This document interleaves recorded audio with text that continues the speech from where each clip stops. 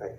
And the reason you're playing a losing hand is because this is a competition between economic considerations and security considerations. The basic mindset of people in the West is that you can punish the Russians economically and they'll throw their hands up. My argument is when security considerations are at stake, when core strategic interests are at stake, and there's no question, ladies and gentlemen, in Russia's case, this is a core strategic interest, countries will suffer enormously before they throw their hands up. Right? So you can inflict a lot of pain on the Russians, and they're not going to quit. And they're not going to quit because Ukraine matters to them. And by the way, Ukraine doesn't matter to us. You understand, there's nobody calling for us to fight in Ukraine. Even John McCain, who up until recently has never seen a war he didn't want to fight, right, is not calling for using military force in Ukraine. What John McCain is saying is that Ukraine is not a vital strategic interest for the West. That's what he's saying. It is a vital strategic interest for the Russians. They've made that perfectly clear, and not just Putin, right? So in terms of the balance of resolve, it's all on their side. And I showed you that slide up there that depicted how much economic leverage the Russians have because of all that natural gas going westward. So we're playing a losing hand here. But let's assume that I'm wrong. Let's assume that we're playing a winning hand and that we are capable of backing Putin into a corner. And we're getting close to pushing him off a cliff. Is this good? You're talking about a country that's got thousands of nuclear weapons.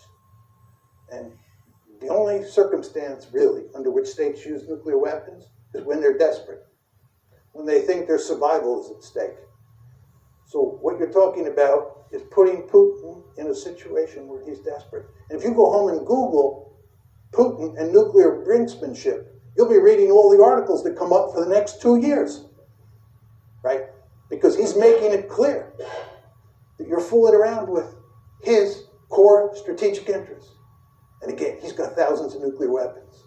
So you're putting yourself in a position, right? You're putting yourself in a position where you're willing to risk a possible nuclear war over a piece of real estate, Ukraine, that is not of vital strategic interest to the United States.